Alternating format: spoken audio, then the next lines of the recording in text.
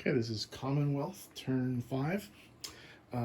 They have 26 IPCs to spend. They're going to buy a transport for 7, infantry artillery for 7, another transport for 7, an artillery for 4, and they'll save $1.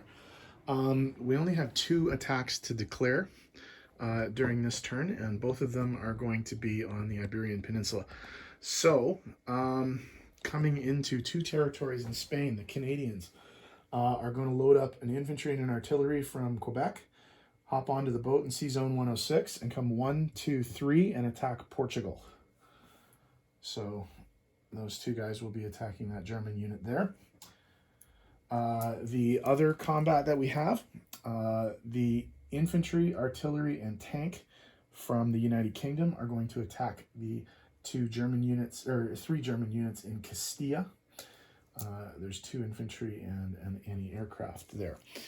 Okay, so I should actually just be able to roll this right now. So let me, I'll get the dice tray in here, someplace that's relatively, oops, hold on. There we go. Okay, so for the first battle, I think I'll do the well, I think you're supposed to do the amphibious ones first. So that's 2 2s versus a 2. Okay, so 2 2s for the Canadians coming in on the boat. And both hits. But we'll see if the Germans inflict any casualties on the poor Canadians.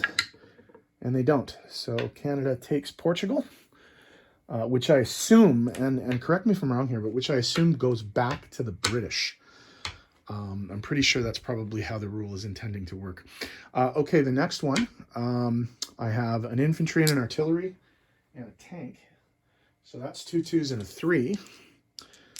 And I need 3 hits here, but we'll see what happens. I got 1 hit. So he's going to defend with 2. I'm assuming he's going to lose the anti-aircraft first, but he rolls his 2 defense, and he gets a hit. So I'm going to assume we're going to lose anti-aircraft, and the Canadian will lose the infantry. So in artillery and a tank, 2 and a 3, both misses. And the 2 Germans, they got a hit. So we'll lose the artillery. Why don't we keep it going? Feel lucky.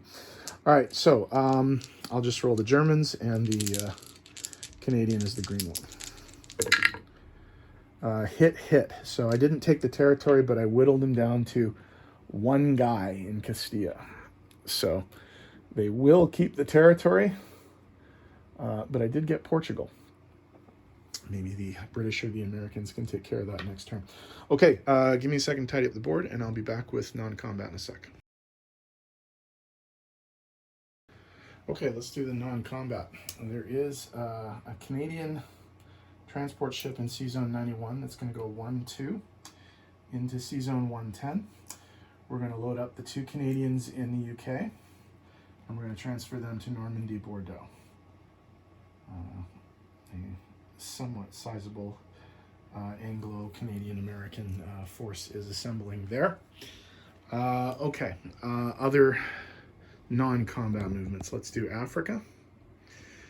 So in South Africa, the 2 troops there will rail 1, 2, 3 to Anglo-Egyptian Sudan.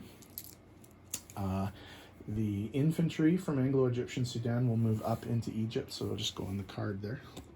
See, make sure it's still there. Yeah, okay, just go on the card there.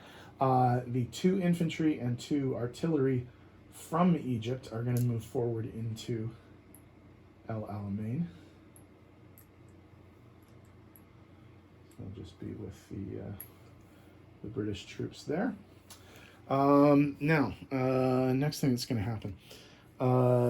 There is a South African transport in Sea Zone 81. It's going to load up the tank from Anglo-Egyptian Sudan. It's going to move 1 and pick up the infantry from Italian Somaliland. And they are going to sail to Sea Zone 80 and drop off in Iran to help with the defense of the Mideast there as the Japanese continue their relentless push. Okay, moving over to this side of the board. The Aussies are going to make a couple of moves here. So they're going to move 1 infantry back into New South Wales. They're going to take their transport ship in Sea Zone 62. They're going to move to 54, pick up an infantry and an artillery, and move up to join the Americans in the Carolines. So I'm going to have to get a trade for that one pretty soon. The 3 fighters are also going to join the Americans in the Carolines. So yeah, I'm going to have to put some sort of a trade together for those guys. And I think that's all the non-combat movements. Let me just again tidy up the board and I'll be back in a sec. Okay, we'll do placement of new units. The Canadian units, Sea Zone 106 transport, and Quebec infantry artillery. And then over here in Australia,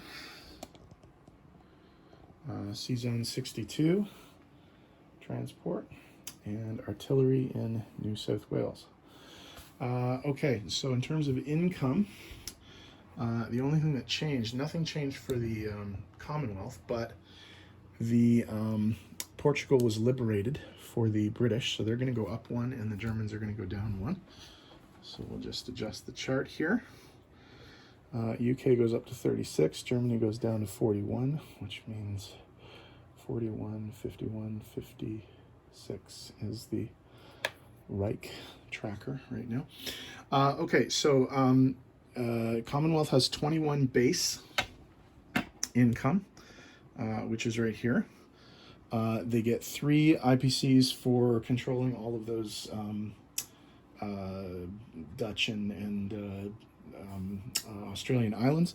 They get 2, 1 each for Ethiopia and Italian Somaliland, and they saved an IPC. So that's 21, 24, 26. They're going to have 27 IPCs to spend at the beginning of turn 6. Okay, let's do a quick disposition of forces.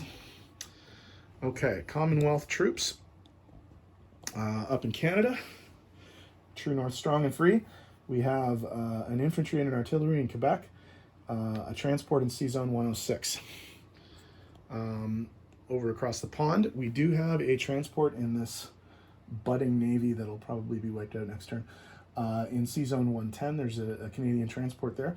In Normandy, Bordeaux, there are 2 Canadian infantry. In Portugal, there is a Canadian, oh, we gotta go down a little bit, sorry. In Portugal, there's a Canadian infantry and an artillery. In Sea Zone 91, there's a Canadian transport ship. Over in Africa, there are 2 South African units, Commonwealth units in Anglo-Egyptian Sudan. There are 2 infantry and 2 artillery in El Alamein. In Egypt proper, as you can see on the breakout card here, in terms of Commonwealth forces, there's only 1 Commonwealth infantry to go with all of that stuff. In Sea Zone 80, there is a Commonwealth transport. In Iran, there is an infantry and a tank. And then moving towards the more southern areas of the board. In Queensland, there are 2 infantry and 2 anti-aircraft. In New South Wales, there's an infantry and an artillery. In 62, there's a transport. In New Zealand, there's an infantry. And then up in the Sea Zone, whatever that is, around the Carolines with the Americans, I think it's 35 maybe or something like that, whatever the number is. There are a cruiser, a destroyer, and a transport. And on the land, on the Carolines themselves, on the breakout board you can see over here, there are 3 Aussie planes. Well, technically 2 Kiwi planes and an Aussie plane. 1 infantry and 1 artillery. So I think that's it. We are now, we can do this officially, we are now at the end of turn 5, and we're going to move to turn 6. Germany 6 is up next. I'm curious to see what he does. He's got a lot of different options. This game has been really, really interesting so far, and I'm very much looking forward to seeing where it goes in the latter stages of the game. So good luck, Commander Ironsides, with Germany 6, and we'll see you soon. Okay, I always forget about France. I'm not moving anything with France, but they do have, obviously, in London, 2 infantry and a fighter. And then there's an infantry in the breakout box here for Cairo. In terms of the Vichy forces, there is a lone frozen destroyer in Sea Zone 81. There's 1 infantry in Algeria, 2 in Morocco, and 1 in Casablanca. And I think, oh, and of course the guy in Vichy itself. I think that's it. So sorry about that. I forgot France. They're not hard to forget. They haven't done much in the game, but anyway, so that's them. On to Germany.